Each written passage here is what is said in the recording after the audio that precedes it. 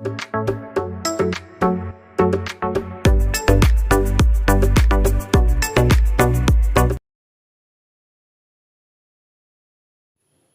Morning, ഏവർക്കും study Nifty മലയാളത്തിൻ്റെ daily market ന്യൂസിലേക്ക് സ്വാഗതം. ഇന്ന് ജൂൺ 4 വ്യാഴാഴ്ചയാണ്.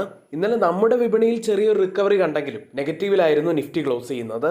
ഗ്ലോബലി ഇപ്പോഴും ടെൻഷനുകൾ ഉയർന്നുകൊണ്ടിരിക്കുകയാണ്. കാരണം ഇറാനെതിരെ വീണ്ടും ആക്രമണം നടത്താൻ ഇസ്രയേലും അമേരിക്കയും തയ്യാറാണെന്ന് ഇസ്രയേൽ പ്രധാനമന്ത്രി നെതന്യാഹു CNBCയോട് പറഞ്ഞതിനെ തുടർന്ന് എണ്ണവില ബുധനാഴ്ച ഉയരുകയുണ്ടായി. ഏതായാലും ഗ്ലോബലിയുള്ള ഈ ടെൻഷനുകൾ നിലനിൽക്കുന്നത് കൊണ്ട് തന്നെ ഇന്നിപ്പോൾ ഓപ്പൺ ചെയ്തിരിക്കുന്ന ഏഷ്യൻ വിപണികൾ ഇടിവിലാണ്. മറ്റ് കാര്യങ്ങളിലേക്ക് വന്നു കഴിഞ്ഞാൽ RBIയുടെ മോണിറ്ററി പോളിസി മീറ്റിംഗ് നാളെയാണ് നടക്കാനിരിക്കുന്നത്. യൂണിയൻ ക്യാബിനറ്റ് മീറ്റിംഗ് ഇന്നലെ കഴിഞ്ഞു. എയർലൈൻ സെക്ടറിന് വലിയ ആശ്വാസം ലഭിക്കുന്ന ഒരു വാർത്തയുണ്ട്.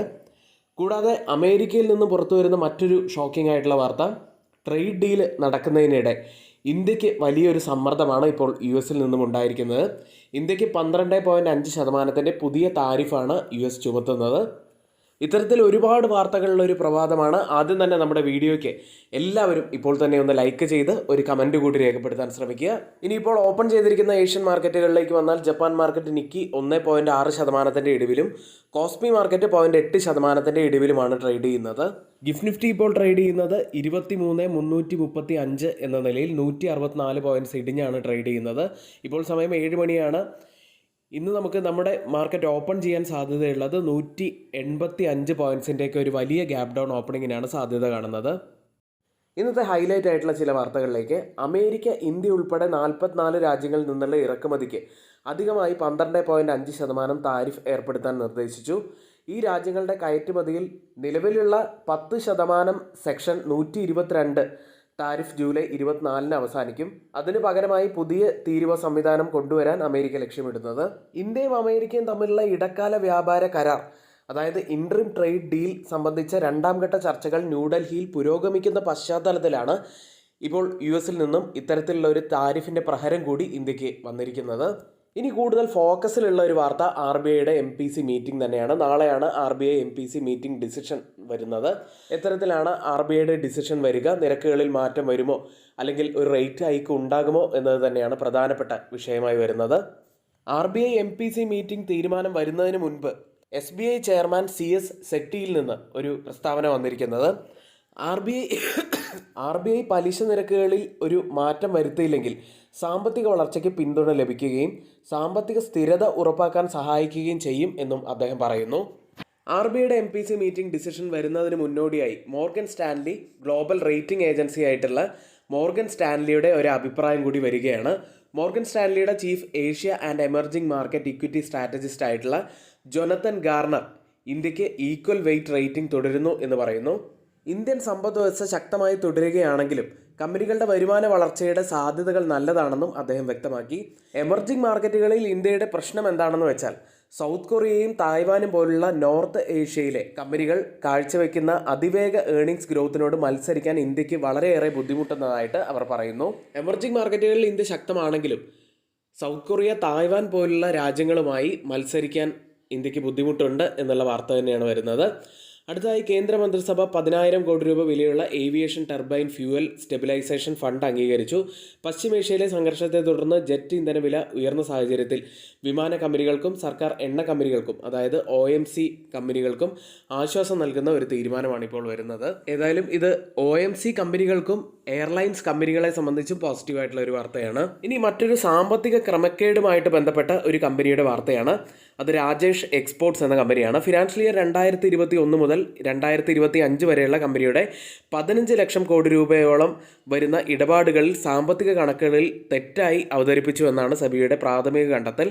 ഇത് കമ്പനിയുടെ ആ കാലയളവിലെ കൺസോളിഡേറ്റഡ് റവന്യൂയുടെ ഏകദേശം 99.8% വരും.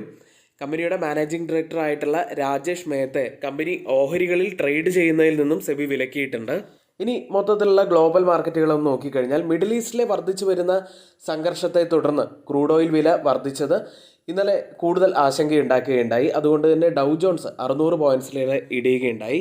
ഇന്നലെ അവിടെ ഫിനാൻഷ്യൽ ടെക് ഓഹരികളാണ് കൂടുതലായി ഇടിഞ്ഞത്. സ്മോൾ ക്യാപ് ഇൻഡെക്സ് ആയിട്ടുള്ള റസൽ 2000 ഏകദേശം 1% മുകളിൽ ഇടിയുകയുണ്ടായി. US ലിസ്റ്റ് ചെയ്ത ഇന്ത്യൻ കമ്പനികളുടെ പ്രകടനം നോക്കുകയാണെങ്കിൽ ഇൻഫോസിസ് വീണ്ടും 4%, വിപ്രോ 3.6% ഇടിവാണ് ഉണ്ടാക്കിയത്. HDFC ബാങ്ക് ഒരു മ്യൂട്ടഡ് അവസ്ഥയിൽ ക്ലോസ് ചെയ്തപ്പോൾ ICICI ബാങ്ക് 0.87% ഇടിഞ്ഞു. ഡോക്ടർ റെഡ്ഡി ലബോറട്ടറീസും ഒരു മ്യൂട്ടഡ് അവസ്ഥയിലാണ് ക്ലോസ് ചെയ്തത്. ഓയിൽ പ്രൈസുകളിലേക്ക് വന്നു കഴിഞ്ഞാൽ ഇന്നലെ നെതന്യാഹു ഇറാനെ വീണ്ടും ആക്രമിക്കും എന്നുള്ള വാർത്ത പുറത്തു വന്നതോടെ ബ്രണ്ട് ഫ്യൂച്ചേഴ്സ് 2% നേട്ടമുണ്ടാക്കിയിരുന്നു. എന്നാലും ഇന്ന് 1% ഇടിവിലാണ് ട്രേഡ് ചെയ്യുന്നത്. കേരളത്തിലെ ഗോൾഡ് പ്രൈസ് 1,14,560 ട്രേഡ് ചെയ്യുന്നത്. ക്രിപ്റ്റോ കറൻസിയിലേക്ക് വന്നാൽ ബിറ്റ്കോയിൻ വീണ്ടും 6% ഇടിവിൽ $62,000 ട്രേഡ് ചെയ്യുന്നത്. ഇനി ഒരു വളരെ ഇമ്പോർട്ടൻ്റ് ആയിട്ടുള്ള ഒരു അനൗൺസ്മെൻറ്റ് കൂടി പറയാനുണ്ട്. സ്റ്റോക്ക് മാർക്കറ്റിൽ ബിഗിനേഴ്സിനായിട്ടുള്ള ഒരു ബേസിക് കോഴ്സ് നമ്മൾ ഇന്നാണ് ആരംഭിക്കുന്നത്. ആർക്കെങ്കിലും ആ കോഴ്സിൽ ജോയിൻ ചെയ്യാൻ താല്പര്യമുണ്ടെങ്കിൽ ഇപ്പോൾ തന്നെ ആ തൊട്ട് താഴെ കൊടുത്തിരിക്കുന്ന വാട്സപ്പ് നമ്പറിലും അതുപോലെ ഡിസ്ക്രിപ്ഷൻ ബോക്സിലും കമൻറ്റ് ബോക്സിലും ഒക്കെ ഇതേ വാട്സപ്പ് നമ്പർ നമ്മൾ കൊടുത്തിട്ടുണ്ട്. ആ നമ്പറിൽ മെസ്സേജ് അയച്ച് നിങ്ങൾക്ക് കോഴ്സിൽ അഡ്മിഷൻ എടുക്കാവുന്നതാണ്. Fundamental analysis, technical analysis, chart reading, option trading എന്നിങ്ങനെയുള്ള എല്ലാ കാര്യങ്ങളും ഈ കോഴ്സിൽ കവർ ചെയ്യുന്നുണ്ട്. അടുത്തതായി ഇന്നത്തെ പ്രധാനപ്പെട്ട ചില സ്റ്റോക്ക് ന്യൂസുകളിലേക്ക്. ആദ്യം BHEL എന്ന കമ്പനിയാണ്. നൈജീരിയയിലെ റിഫൈനറിയിൽ നിന്ന് 2000 മുതൽ 2500 കോടി രൂപ മൂല്യമുള്ള ഒരു വലിയ കരാർ കമ്പനി നേടിയിരിക്കുന്നു. 8 ഗ്യാസ് ടർബൈൻ ജനറേറ്ററുകളുടെ ഡിസൈൻ, നിർമ്മാണം, വിതരണം, സ്ഥാപനം എന്നിവ ഉൾപ്പെടുന്നതാണ് കരാർ. അടുത്ത് അഗർവാൾ ഇൻഡസ്ട്രിയൽ കോർപ്പറേഷൻ എന്ന കമ്പനിയാണ്. ഹിന്ദുസ്ഥാൻ പെട്രോളിയം കോർപ്പറേഷനിൽ നിന്ന് 477.5 കോടി രൂപ മൂല്യമുള്ള ബൾക്ക് ബിറ്റുമൻ വിതരണ ഓർഡർ കമ്പനി നേടി. മുംബൈ, ബാംഗ്ലൂരു വിതരണ കേന്ദ്രങ്ങളാണ്. അടുത്ത ജെയിൻ ഇറിഗേഷൻ സിസ്റ്റംസ് എന്ന കമ്പനി. മഹാരാഷ്ട്രയിലെ ജൽഗാവിൽ വർഷം 20,000 ടൺ ശേഷിയുള്ള ഹൈടെക് ബയോചാർ പ്ലാന്റ് പ്രവർത്തനം കമ്പനി തുടങ്ങി.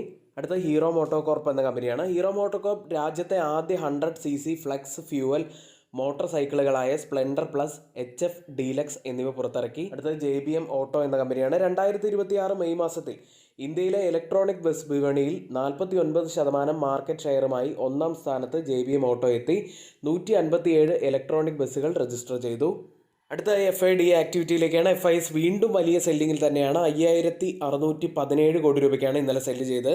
DIS ആവട്ടെ 5741 കോടി രൂപയ്ക്ക് ബൈ ചെയ്തു. ഇന്നിവിടെ പറഞ്ഞ എല്ലാ കാര്യങ്ങളും ഏറ്റവും ഓതറൈസ്ഡ് ആയിട്ടുള്ള സൈറ്റുകളായ Money Control, Mint, Reuters, CNBC, Financial Express തുടങ്ങിയ മാധ്യമങ്ങളിൽ നിന്നാണ് എടുത്തിരിക്കുന്നത്.